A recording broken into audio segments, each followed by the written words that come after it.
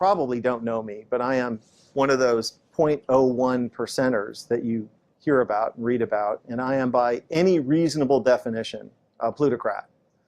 And tonight, what I would like to do is speak directly to other plutocrats, to my people, because it feels like it's time for us all to have a chat. Like most plutocrats, I too am a proud and unapologetic capitalist. I have founded, co-founded, or funded over 30 companies across a range of industries. I was the first non-family investor in Amazon.com. I co-founded a company called The Quantive that we sold to Microsoft for $6.4 billion. My friends and I, we own a bank. I tell you this, unbelievable, right? I tell you this to show that my life is like most plutocrats. I have a broad perspective on capitalism and business, and I've been rewarded obscenely for that with a life that most of y'all can't even imagine. Multiple homes, a yacht, my own plane, etc., etc., etc. But let's be honest, I am not the smartest person you've ever met. I am certainly not the hardest working. I was a mediocre student. I'm not technical at all. I can't write a word of code. Truly, my success is the consequence of spectacular luck, of birth, of circumstance, and of timing. But I am actually pretty good at a couple of things. One, I have an unusually high tolerance for risk. And the other is, I have a good sense, a good intuition about what will happen in the future. And I think that that intuition about the future is the essence of good entrepreneurship. So what do I see in our future today, you ask? I see pitchforks, as in angry mobs with pitchforks. Because people like us plutocrats, because while people like us plutocrats are living beyond the dreams of avarice, the other 99% of our fellow citizens are falling farther and farther behind. In 1980, the top 1% of Americans shared about 8% of national wealth, while the bottom 50% of Americans shared 18%. 30 years later, today, the top 1% shares over 20% of national wealth, while the bottom 50% of Americans share 12 or 13. If the trend continues, the top 1% will share over 30% of national wealth in another 30 years, while the bottom 50% of Americans will share just 6%. You see, the problem isn't that we have some inequality. Some inequality is necessary for a high-functioning capitalist democracy. The problem is that inequality is at historic highs today, and it's getting worse every day. And if wealth, power, and income continue to concentrate at the very tippy top, our society will change from a capitalist democracy to a neo-feudalist rentier society like 18th century France. That was, you know, France before the revolution and the mobs with the pitchforks. So I have a message for my fellow plutocrats and zillionaires, and for anyone who lives in a gated bubble world. Wake up. Wake up. It cannot last. Because if we do not do something to fix the glaring economic inequities in our society, the pitchforks will come for us. For no free and open society can long sustain this kind of rising economic inequality. It has never happened. There are no examples. You show me a highly unequal society and I will show you a police state or an uprising.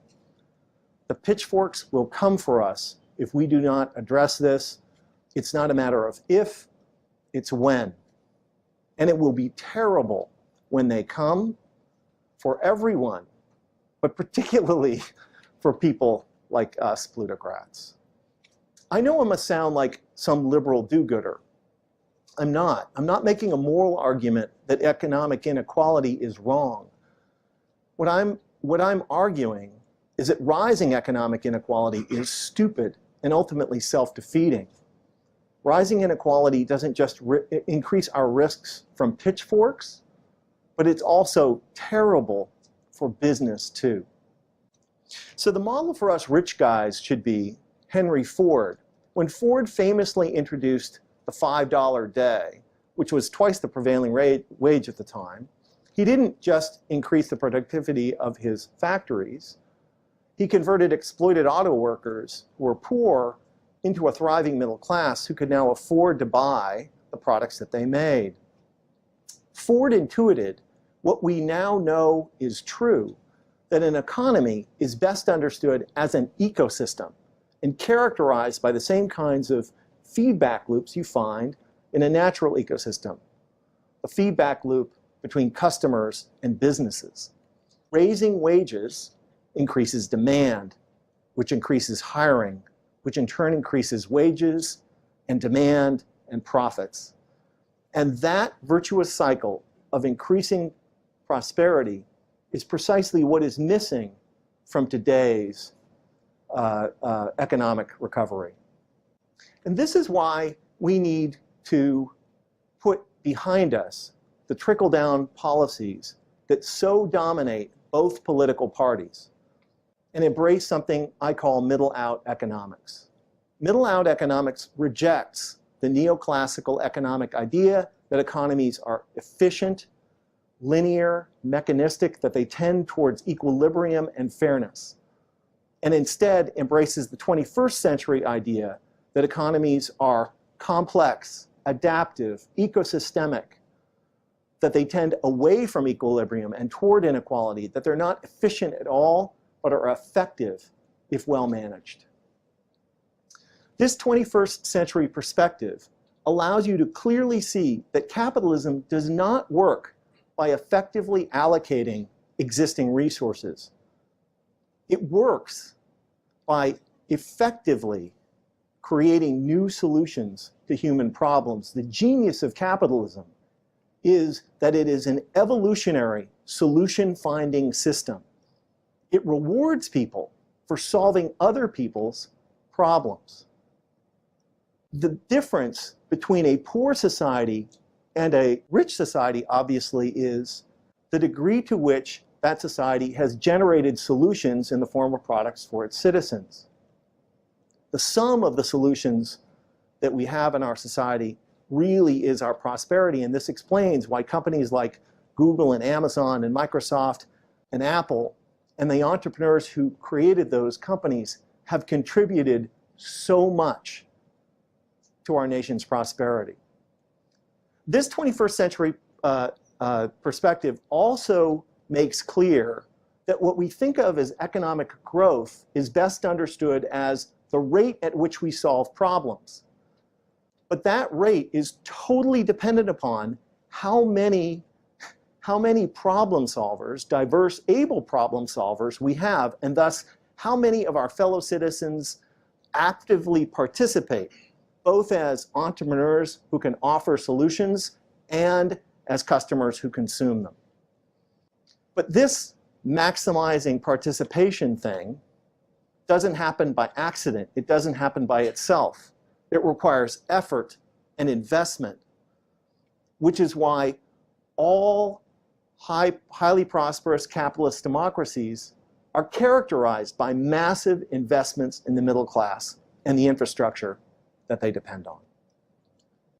We plutocrats need to get this trickle-down economics thing behind us. This idea that the better we do, the better everyone else will do. It's not true. How could it be? I earn 1,000 times the median wage, but I do not buy 1,000 times as much stuff, do I? I actually bought 2 pairs of these pants, what my partner Mike calls my manager pants. I could have bought 2,000 pairs, but what would I do with them? How many haircuts can I get? How often can I go out to dinner?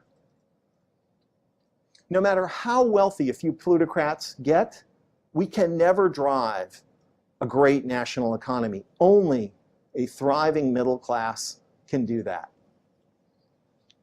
There's nothing to be done, my plutocrat friends might say. Henry Ford was in a different time. Maybe we can't do some things. Maybe we can do some things.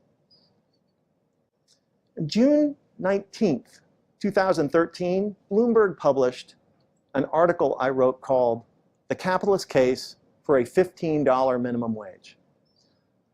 The good people at Forbes magazine, among my biggest admirers, called it Nick Hanauer's near insane proposal. And yet, just 350 days after that article was published, Seattle's Mayor Ed Murray signed into law an ordinance raising the minimum wage in Seattle to $15 an hour, more than double what the prevailing federal $7.25 rate is. How did this happen? Reasonable people might ask. It happened because a group of us reminded the middle class that they are the source of growth and prosperity in capitalist economies. We reminded them that when workers have more money, businesses have more customers and need more employees. We reminded them that when businesses pay workers a living wage, taxpayers are relieved of the burden of funding the poverty programs like food stamps and medical assistance and rent assistance that those workers need. We reminded them that low-wage workers make terrible taxpayers, and that when you raise the minimum wage for all businesses benefit, yet all can compete. Now, the orthodox reaction, of course, is raising the minimum wage costs jobs, right? Your politicians always echoing that trickle-down idea by saying things like, well, if you raise the price of employment, guess what happens? You get less of it. Are you sure? Because there's some contravening evidence. Since 1980, the wages of CEOs in our country have gone from about 30 times the median wage to 500 times. That's raising the price of employment. And yet, to my knowledge, I have never seen a company outsource its CEO's job, automate their job, export the job to China. In fact, we appear to be employing more CEOs and senior managers than ever before. So too for technology workers and financial services workers who earn multiples of the median wage, and yet we employ more and more of them. So clearly, you can raise the price of employment and get more of it. I know that most people think that the $15 minimum wage is this insane, risky economic experiment. We disagree. We believe that the $15 minimum wage in Seattle is actually the continuation of a logical economic policy that is allowing our city to kick your city's ass. Because you see, Washington State already has the highest minimum wage of any state in the nation. We pay all workers $9.32, which is almost 30% more than the federal minimum of $7.25, but crucially, 427% more than the federal tipped minimum of $2.13. If trickle-down thinkers were right, then Washington State should have massive unemployment. Seattle should be sliding into the ocean. And yet, Seattle is the fastest growing big city in the country. Washington State is generating small business jobs at a higher rate than any other major state in the nation. The restaurant business in Seattle, booming. Why? Because the fundamental law of capitalism is when workers have more money, businesses have more customers and need more workers. When restaurants pay restaurant workers enough so that even they can afford to eat in restaurants, that's not bad for the restaurant business. That's good for it, despite what some restaurateurs may tell you. Is it more complicated than I'm making out? Of course it is. There are a lot of dynamics at play. But can we please stop insisting that if low-wage workers earn a little bit more, unemployment will skyrocket and the economy will collapse? There is no evidence for it. The most insidious thing about trickle-down economics is not the claim that if the rich get richer, everyone is better off. It is the claim made by those who oppose any increase in the minimum wage that if the poor get richer, that will be bad for the economy. This is nonsense. So can we please dispense with this rhetoric that says that rich guys like me and my plutocrats friends made our country. We plutocrats know, even if we don't like to admit it in public, that if we had been born somewhere else, not here in the United States, we might very well be just some dude standing barefoot by the side of a dirt road selling fruit. It's not that they don't have good entrepreneurs in other places, even very, very poor places. It's just that that's all that those entrepreneurs, customers, can afford. So here's an idea for a new kind of economics, a new kind of politics that I call new capitalism. Let's acknowledge that capitalism beats the alternatives, but also that the more people we include, both as entrepreneurs and as customers, the better it works. Let's by all means shrink the size of government, but not by slashing the poverty programs, but by ensuring that workers are paid enough so that they actually don't need those programs. Let's invest enough in the middle class to make our economy fairer and more inclusive, and by fairer, more truly competitive. And by more truly competitive, more able to generate the solutions to human problems that are the true drivers of growth and prosperity.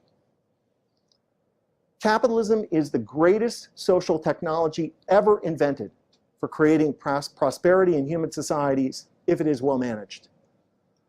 But capitalism, because of the fundamental multiplicative dynamics of complex systems, tends towards, inexorably, inequality, concentration, and collapse.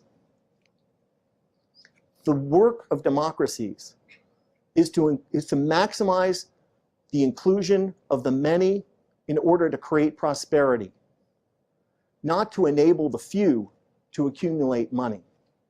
Government does create prosperity and growth by creating the conditions that allow both entrepreneurs and their customers to thrive.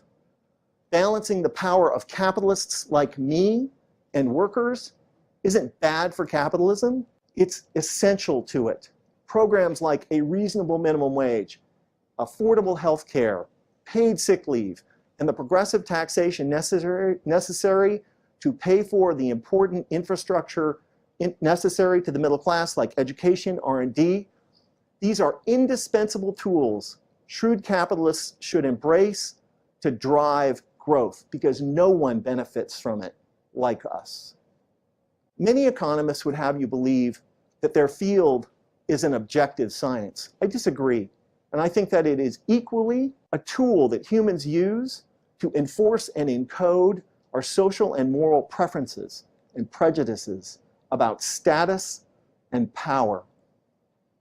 Which is why plutocrats like me have always needed to find persuasive stories to tell everyone else about why our relative positions are morally righteous and good for everyone. Like, we are indispensable, the job creators, and you are not. Like, tax cuts for us create growth, but investments in you will balloon our debt and bankrupt our great country. That we matter, that you don't. For thousands of years, these stories were called divine right. Today, we have trickle-down economics. How obviously, transparently self-serving all of this is. We plutocrats need to see that the United States of America made us, not the other way around. That a thriving middle class is the source of prosperity in capitalist economies, not a consequence of it. And we should never forget that even the best of us, in the worst of circumstances, are barefoot by the side of a dirt road selling fruit. Fellow plutocrats, I think it may be time for us to recommit to our country, to commit to a new kind of capitalism which is both more inclusive and more effective. A capitalism that will ensure that America's economy remains the most dynamic and prosperous in the world. Let's secure the future for ourselves, our children, and their children. Or alternatively, we could do nothing. Hide in our gated communities and private schools, enjoy our planes and yachts, they're fun, and wait for the pitchforks. Thank you.